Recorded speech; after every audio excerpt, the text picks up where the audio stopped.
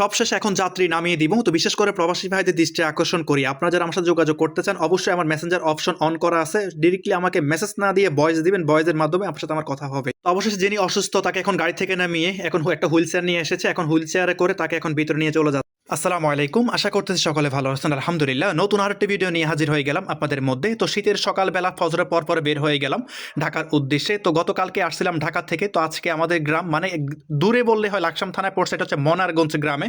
তো যখন যাত্রা রিসিভ করতে যাব হঠাৎ করে দেখি রাস্তা থেকে একটা অটো রিক্সা ধান ক্ষেতের মধ্যে পড়ে গেছে নিয়ন্ত্রণ হারিয়ে। এটা দেখে তো আমি পুরো অবাক হয়ে গেলাম। মানে এমন একটা অবস্থা যে কুয়াশাও আছে আর মোটর চালিত রিক্সার কথা আর কি বলবো।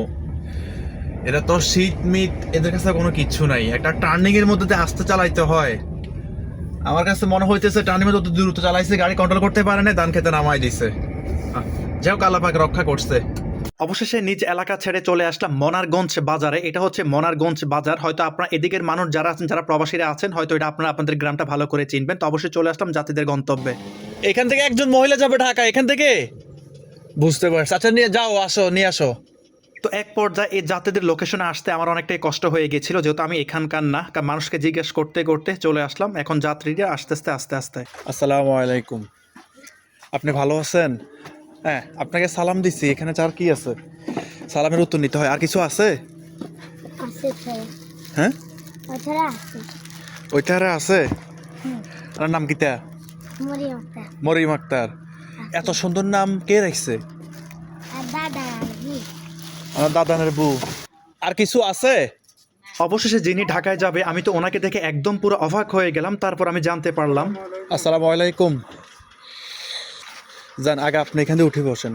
জানতে পারলাম এইটাই যে ওনার নাকি ক্যান্সার। এই কথাটা শোনার পর আমার মাথার মধ্যে আসমান ভাঙ্গে পড়ছে। আসলে যার একবার ক্যান্সার হয়েছে মানে তার আর কখনো বাঁচার সম্ভাবনা বেশি থাকে না। আল্লাহ যে পর্যন্ত হায়াত রেখেছে এই পর্যন্ত সেই দুনিয়াতে বাঁচতে পারে, না হলে তো সেই দুনিয়া থেকে চলে যেতে হয়। তো যাই হোক, আল্লাহ সকলকে মাফ করুক এসব রোগ থেকে। তো অবশেষে আলহামদুলিল্লাহ তো রওনা হয়ে গেলাম সে ঢাকার উদ্দেশ্যে। আর গ্রামের কথা আর কি বলবো ভাই, দেখতেই পারতেছেন, আপনাদেরকে দেখানোর চেষ্টা করলাম। এত পরিমাণ কুয়াশা আর এত পরিমাণ শীত, তা বলার বাইরে। তো অবশেষে চলে আসলাম লাকসামে। তো লাকসামে যেহেতু আসলাম, তো এখন বেলা বাজছে প্রায় 9টার মতো। তো সেই সাথে এখন খিদাও লাগছে। চিন্তা করলাম যেহেতু আমাদের সাথে একটা স্বদেশ হোটেল আছে, আর এই স্বদেশ হোটেল নাস্তা খেতে অনেকটাই ভালো লাগে। তো সকালে তাদের 5 স্পেশালি সবজি দিয়ে যে খিচুড়িটা পাকায়, সত্যি ভাই একদম অস্থির।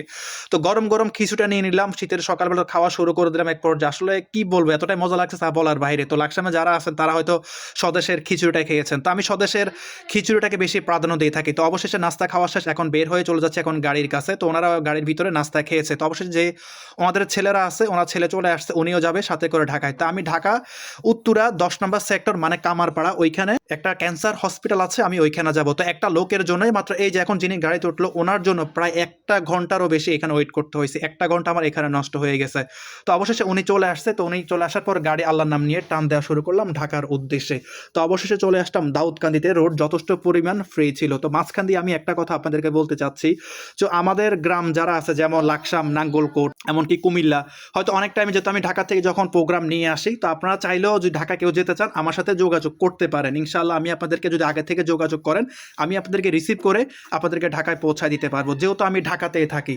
অনেকেই হয়তো ঢাকায় যেতে চান, এয়ারপোর্টে যেতে চান, অনেক বিভিন্ন জায়গায় যেতে চান, ঠিক আছে। হয়তো অনেক টাইমে কি হয়, আমি এখান থেকে গ্রাম থেকে ট্রিপ নিয়ে যাই। আর বেশিরভাগ যেহেতু ঢাকায় থাকা হয়, ঢাকা থেকে প্রবাসী ভাইদেরকে নিয়ে বিভিন্ন প্রান্তে যাই। তো আলহামদুলিল্লাহ অবশেষে নিজ লাকসাম মনারগঞ্জ ছেড়ে এখন চলে আসলাম ঢাকাতে। আল্লাহর কাছে লাখো কোটি শুকরিয়া যে ক্যান্সার হসপিটাল, ওই ক্যান্সার হসপিটালে এখন ভিতরে আমি প্রবেশ করতেছি। সবশেষে এখন যাত্রী নামিয়ে দিব। তো বিশেষ করে প্রবাসী ভাইদের দৃষ্টি আকর্ষণ করি, আপনারা যারা আমার সাথে যোগাযোগ করতে চান অবশ্যই আমার মেসেঞ্জার অপশন অন করা আছে। ডিরেক্টলি আমাকে মেসেজ না দিয়ে ভয়েস দিবেন, ভয়েসের মাধ্যমে আপনার সাথে আমার কথা হবে। তো অবশেষে যিনি অসুস্থ তাকে এখন গাড়ি থেকে নামিয়ে এখন একটা হুইল চেয়ার নিয়ে এসেছে, এখন হুইল চেয়ারে করে তাকে এখন ভিতরে নিয়ে চলে যাচ্ছে। আলহামদুলিল্লাহ, তো অবশেষে আমাদের সেই গ্রাম মনারগঞ্জ থেকে যাত্রী নিয়ে চলে আসলাম। এই যে ভাইয়ের আমাদের পরিচিত। তো যাই হোক ভাই, আপনি তো আসলেন, এই পর্যন্ত কোনো রাস্তাঘাটে কোনো প্রবলেম ফেস করছেন কিনা আমাদের ভাইদের উদ্দেশ্যে কিছু বলেন। যাক, আলহামদুলিল্লাহ, সর্বপ্রথম আমি শুকরিয়া জ্ঞাপন করছি মহান রাব্বুল আলমের প্রতি, যে সুস্থভাবে ওনার কৃপায় আমরা এখানে আসতে পেরেছি, সুস্থভাবে এসে পৌঁছেছি। আর আপনার ভাইয়ে খুব ভালো ড্রাইভিং করছে, ভাইয়ের ড্রাইভিংয়ে অনেক সন্তুষ্ট। আর রাব্বুল আলমের কাছে আবারও কৃতজ্ঞতা জ্ঞাপন করছে এবং ভাইকে অনেক ধন্যবাদ জানাচ্ছি। আসসালামু আলাইকুম। অসংখ্য ধন্যবাদ আপনাকেও। তো যাই হোক, ইতিমধ্যে ভাইয়ের কথা শুনলেন। তো আজকে ভিডিওটা এই পর্যন্তই। যদি ভালো লাগে অবশ্যই ভিডিওটা শেয়ার করে দিবেন, আর অবশ্যই পেজটা ফলো করে দিবেন যাতে সবার আগে ভিডিও চলে যায় আপনাদের কাছে। তো সকলে ভালো থাকবেন। আসসালামু আলাইকুম।